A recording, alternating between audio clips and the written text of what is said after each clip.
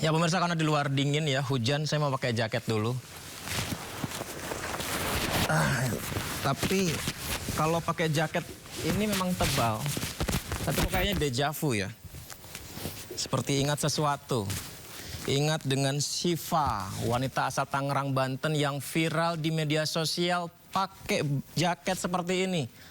Kita kan bertanya-tanya ya, WNI kok pakai jaket tentara Amerika? Apakah gimmick di siaran juga seperti saya? Ternyata bukan pemirsa. Syifa benar-benar menjadi tentara di Amerika Serikat dan diantar keluarganya di bandara untuk berangkat ke Amerika sebagai tentara di sana.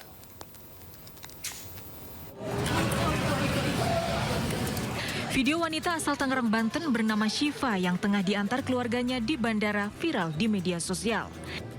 Dengan berpakaian loreng khas tentara Amerika, perempuan berhijab ini berpelukan dengan sang ibu sebelum pergi untuk bergabung dengan Army National Guard atau Satuan Garda Nasional Amerika Serikat.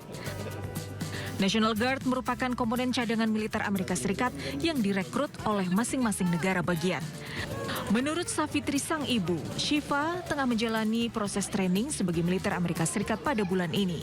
Meski bergabung dengan tentara Amerika, Syifa tidak akan ikut berperang tapi bekerja di bagian office. Meski berstatus WNI, Syifa bisa mendaftar karena ia dan keluarganya adalah pemegang green card atau permanent resident yang telah memiliki izin tinggal tetap di Maryland, Amerika Serikat.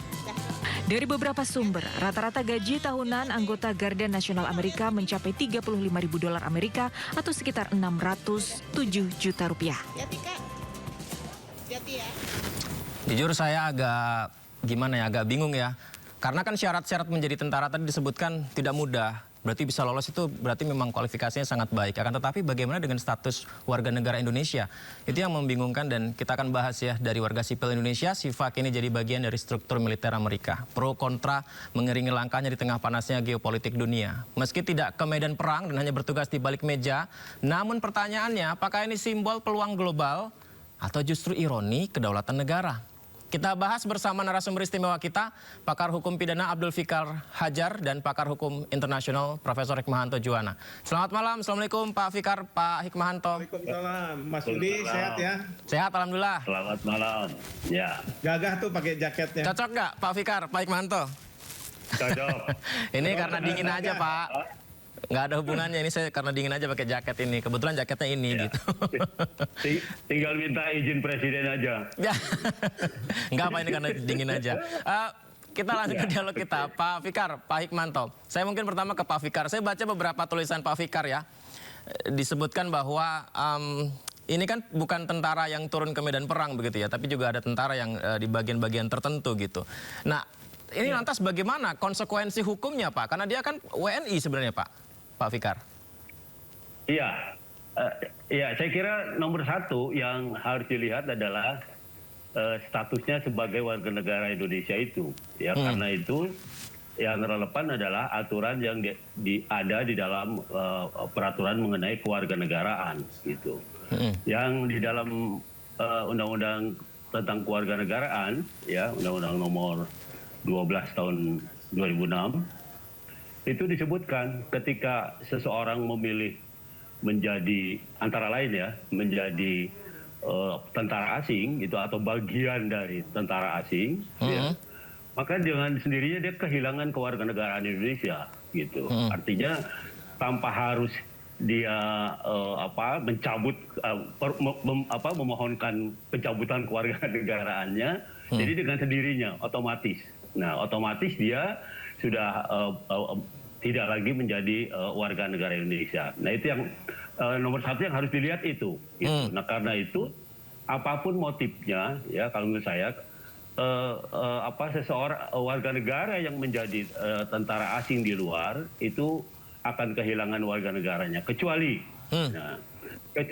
menjadi tentara asing dalam tanda kutip pasukan perdamaian PBB umpamanya, atau pasukan pengamanan yang bergabung dengan organisasi internasional tapi dalam rangka melaksanakan tugas negara umpamanya, yaitu tadi menjadi tentara PBB, menjadi tentara organisasi internasional yang memang punya misi untuk menegakkan perdamaian umpamanya seperti itu. Nah, kecuali itu, gitu. Meskipun statusnya sebagai tentara asing, dia ya tentara yang bukan tentara nasional Indonesia, dia tetap dibolehkan karena untuk melaksanakan misi perdamaian umpamanya atau itu kan ada kepresnya ya ditunjuk oleh presiden gitu. Artinya kepala negara mengetahui bahwa beberapa orang warga negara yang tergabung dalam tim umpamanya ya dia akan melaksanakan tugas sebagai tentara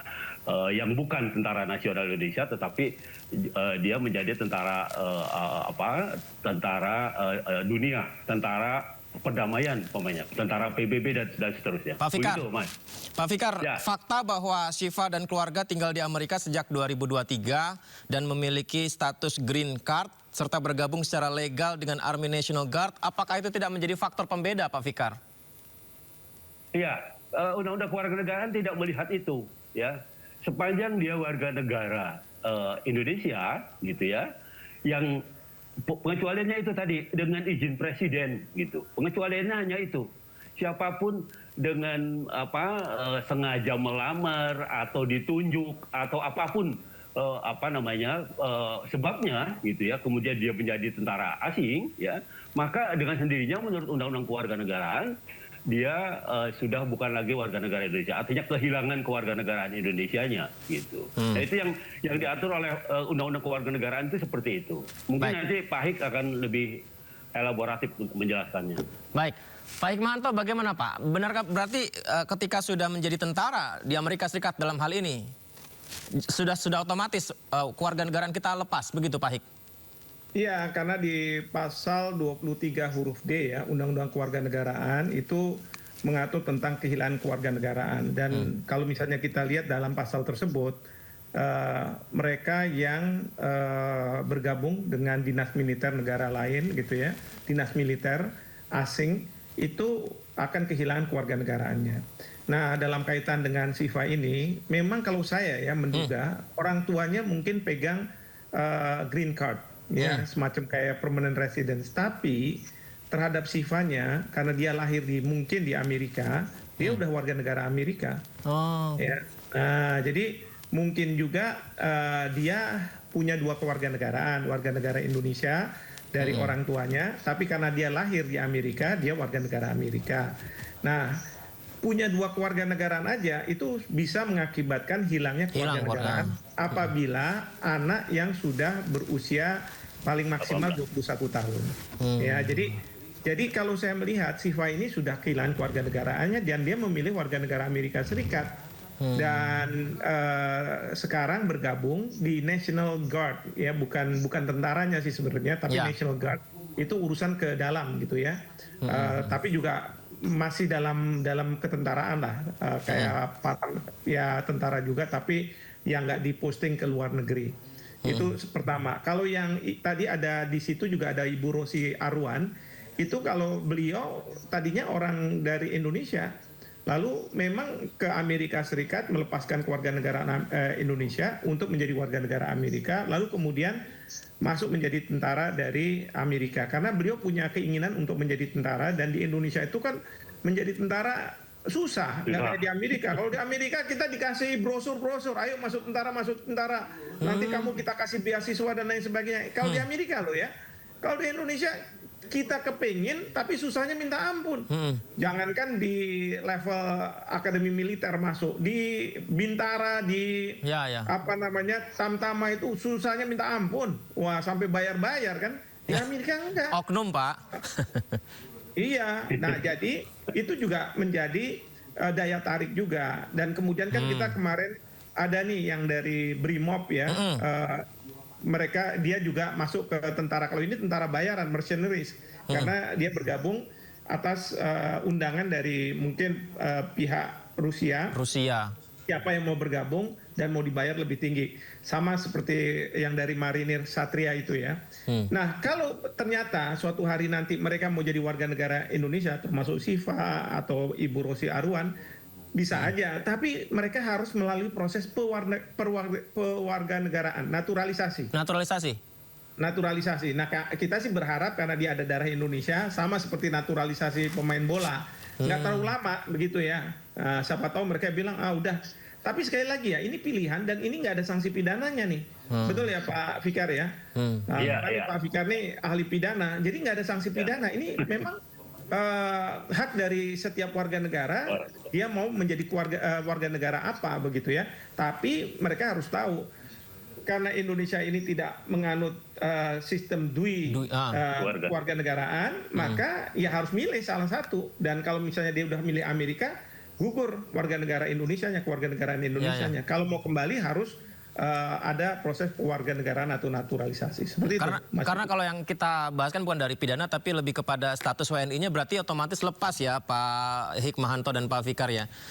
Betul. Ya. Tapi begini Pak Hikmahanto, kenapa ya Amerika itu sering sekali merekrut warga negara lain untuk jadi tentaranya ya? Indonesia aja itu ada Kristania Virginia Besow, dulu Miss Indonesia 2006. Beliau juga sudah pernah menjadi bagian dari sana, menjadi sersan kalau tidak salah. Terus juga ada Rosita Arwan Orchid Baptiste, anggota Angkatan Darat Amerika Serikat, pangkat Letnan Kolonel. Dan pria Indonesia juga Letnan Kolonel Bill Kadarusman, berdinas di Angkatan Darat Amerika Serikat. Mengapa ya banyak warga negara Indonesia yang Amerika Serikat merekrut warga negara lain begitu, Pak Hikmahanto? Kalau Amerika Serikat sebenarnya nggak merekrut sih. Ya, ini berbeda sama yang ke Rusia ya. Itu memang direkrut.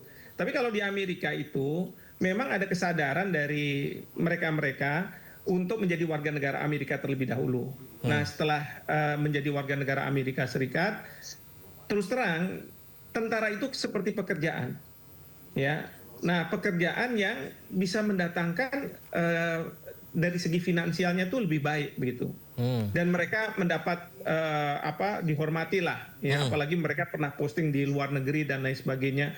Biasanya kalau mereka pakai seragam seperti Mas Yudi sekarang ini berjalan di bandara, dapat sanjungan. Mereka rakyat akan berterima kasih dan lain sebagainya. Nah, jadi yang kita harus pahami adalah memang di Amerika itu menjadi tentara itu bayaran juga bagus gitu ya. Bahkan yang sersan dan lain sebagainya itu bisa dapat beasiswa. Nah, yang kedua yang perlu kita juga pahami bahwa di Amerika, karena kecuali sekarang ya di Trump ini, di bawah pemerintahan Trump ini kan diusir-usir kalau warga negara asing gitu ya. Mereka bahkan yang sudah jadi warga negara Amerika tapi dari Somalia dari mana bisa diusir tuh. Nah, tapi kalau di zaman Joe Biden mereka membuka, pemerintahan Demokrat itu membuka siapa aja boleh. Karena Amerika itu dianggap sebagai melting pot. Jadi siapapun boleh, lalu kemudian mereka kemudian mau masuk ke dinas ketentaraannya. Sekali lagi dinas ketentaraan ini ya untuk mereka mungkin membanggakan. Ya, kalau Ibu Rosi itu kan karena dia tahu bahwa kalau di Indonesia karena tingginya tidak terlalu tinggi begitu ya, itu nggak mungkin bisa masuk. Mau nyogok juga nggak bisa. Tapi kalau misalnya di Amerika Serikat pakai kacamata seperti tadi Siva, itu boleh masuk menjadi ini, nggak usah pakai dilasik dulu. Kalau di Indonesia enggak, harus dilasik. Ya. Jadi warga pilihan lah kalau misalnya jadi TNI. Maka Pak Fikar ini selalu mendengungkan bahwa bagi tentara harusnya kalau dia melakukan perbuatan pidana diadili di peradilan pidana, jangan di peradilan militer karena istimewa sekali. Gitu kan kalau Pak Fikar. Kalau di Amerika enggak ya. Kalau kejahatan militer memang harus militer, pengadilan militer, tapi kalau misalnya militer yang melakukan perbuatan pidana umum, sipil, ya tetap pidana umum. Baik, Pak Fikar, Pak Hikmahanto, sebelum kita lanjutkan kita simak dulu nih ya, anggota Brimopolda Aceh Muhammad Rio, ini tadi sempat disinggung Pak Hikmahanto juga yang diduga menjadi tentara bayaran di Rusia untuk perang lawan Ukraina. Saat ini telah dipecat Bapak-Bapak karena disersi atau lari dari kedinasan tanpa melapor atasan. Kita simak dulu informasinya berikut ini. Kerja kalau kita namanya kursi ya. Ini saya jadi ingat dengan sama-sama di Rusia juga ya, beberapa waktu yang lalu. Satria kalau tidak salah. Nah, ini ada lagi Bribda Muhammad Rio, anggota Satuan Brimob Polda Aceh yang diduga bergabung dengan tentara bayaran Rusia. Informasi tersebut dikonfirmasi Kapolda Aceh Irjen Pol Marzuki Ali Basyah. Sebelum meninggalkan tugas, Rio dikabarkan telah memiliki riwayat pelanggaran kode etik profesi Polri dan disidang kode etik Polri 2025 bulan Mei atas kasus perselingkuhan hingga nikah siri dengan putusan berupa mutasi dan demosi selama 2 tahun. Rio juga tercatat tidak masuk kantor tanpa keterangan sejak 8 Desember 2025. Atas hal itu Polda Aceh melakukan pencarian, telah melayangkan surat panggilan sebanyak 2 kali, kemudian 7 Januari 2026 Rio diketahui bergabung dengan Divisi Tentara Bayaran Rusia.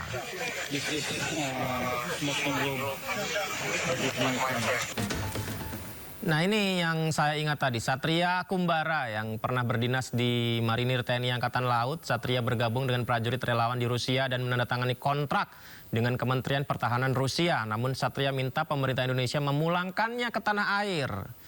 Karena dikabarkan dia menghadapi pencabutan status kewarganegaraan Indonesia oleh otoritas Rusia. Satria pun memohon maaf kepada Presiden Prabowo, Wapres Gibran dan Menlu Sugiono atas ketidaktahuannya yang menyebabkan pencabutan status WNI dirinya.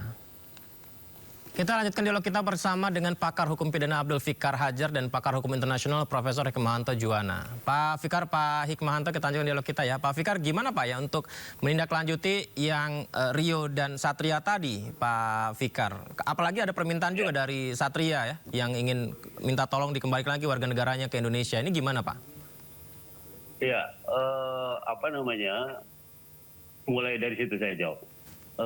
Soal penegakan hukum, ya, apakah itu hukum pidana atau hukum yang lain, maka tidak ada alasan bagi warga negara untuk bilang dia nggak paham hukumnya gitu. Kalau dia nggak paham ya mestinya tanya gitu ya. Apalagi umpamanya dia melakukan perbuatan atau tindakan yang melewati area wilayah Republik Indonesia gitu. Karena itu mestinya dia alasan tidak paham hukum itu nggak bisa diterima juga. Sengaja atau tidak sengaja dengan dia masuk ke dinas ketentaraan asing, ya, apakah dia sebagai bagian tempurnya atau bagian yang tidak bertempur, umpamanya ya sama saja. Namanya secara institusional itu namanya ketentaraan asing kan begitu. Nah itu satu. Yang kedua, kalau dilihat motifnya kan lebih banyak motif ekonomi sebenarnya. Benar tadi yang Prof Hip katakan bahwa di Indonesia ini jangankan dipanggil gitu ya. Ada sih sebenarnya ada program Wambil kalau nggak salah ya untuk para sarjana yang baru lulus gitu. Tapi itu pun sebenarnya seleksinya ya agak tertutup juga gitu. Yang masuk gimana, yang tidak masuk gimana juga itu kurang terbuka gitu. Tapi yang pasti itu tadi ada gejala bahwa untuk masuk itu seseorang memerlukan biaya gitu ya. Nah bukannya mau mengabdi kemudian disambut dengan baik gitu ya, tapi dites juga gitu ya. Tetapi malah itu tadi ada banyak individu yang kemudian yang mengatasnamakan lembaga menjadi calo atau apapun namanya gitu ya, kemudian mereka harus bayar gitu. Saya nggak ngerti ya apakah itu yang pasti itu tidak resmi gitu, tetapi itu terjadi gitu. Nah karena itu kemudian ketika warga negara Indonesia itu memilih untuk menjadi tentara di negara lain, ya, saya kira ya motifnya adalah motif ekonomi. Nggak mungkin itu motif pengabdian kan, karena itu negara asing kan gitu ya, negara lain bukan negara Indonesia gitu. Jadi pasti itu motifnya ekonomi. Artinya lebih dilihat sebagai lapangan kerja gitu sebenarnya. Buat lebih bekerja ya. Lebih dilihat sebagai kesempatan atau opportunity untuk mendapatkan sesuatu untuk bekal hari tua umpamanya seperti itu. Atau juga di tentara manapun ada kan masa pensiunnya, ada batas usia yang kemudian dia harus berhenti gitu. Nah, mengenai apakah ini pelanggaran pidana? Betul, ini bukan pelanggaran pidana gitu ya. Karena ini pilihan saja gitu ya. Konsekuensinya itu tadi ke status kewarganegaraannya saja gitu. Ya bahwa dia dalam tanda kutip mencari nafkah di mana saja silakan gitu. Sebenarnya sepanjang proses dan perizinannya dilakukan dengan benar nggak ada masalah. Makanya saya bilang tadi, kalaupun menjadi tentara PBB kalau itu ada izin presidennya atau ada kepresnya, nggak ada masalah kan. Itu kan tentara asing juga sebenarnya. Umpamanya tentara yang bertugas di luar negeri ya, dan sebagainya.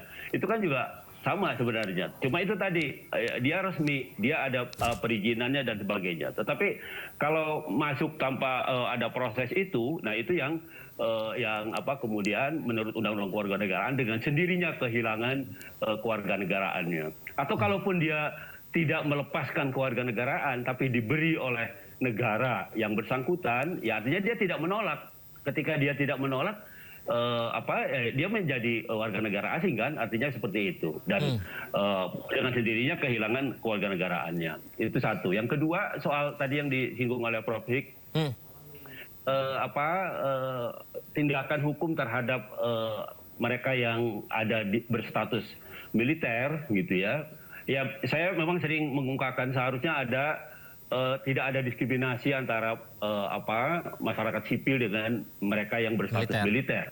Seharusnya sama gitu. Tapi itu tadi saya bilang tekanannya sama seperti Prof. Hik tadi. Tekanannya pada tindakan atau tindakan kriminal yang dilakukan dalam ranah sipil gitu, bukan yang berkaitan dengan militer. Kalau yang berkaitan dengan militer, dia harus diadili di pengadilan militer.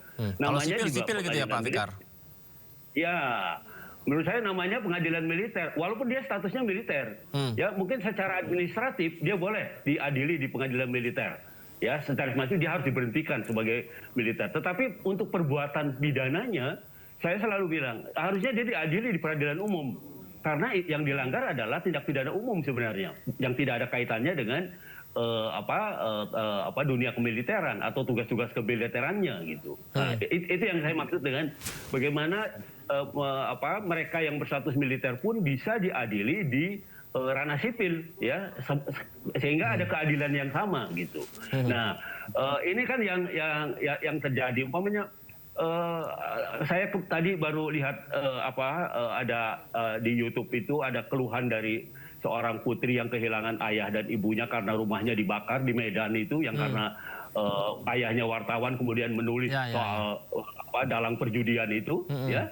Nah, sampai sekarang katanya itu juga belum terjamah gitu. Artinya sampai kemudian anak itu mengeluh, kalau nggak salah masuk ke Mahkamah Konstitusi MK juga itu.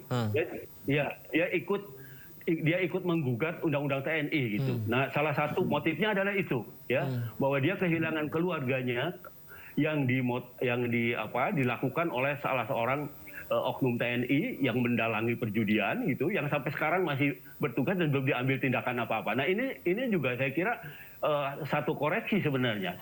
Sebenarnya kejadian yang bisa ditarik ya bersamaan dengan pindahnya warga negara Indonesia menjadi tentara asing, kejadian ini pun sebenarnya satu ranah sebenarnya. Nah, seharusnya ini menjadi perhatian negara ya dalam hal ini.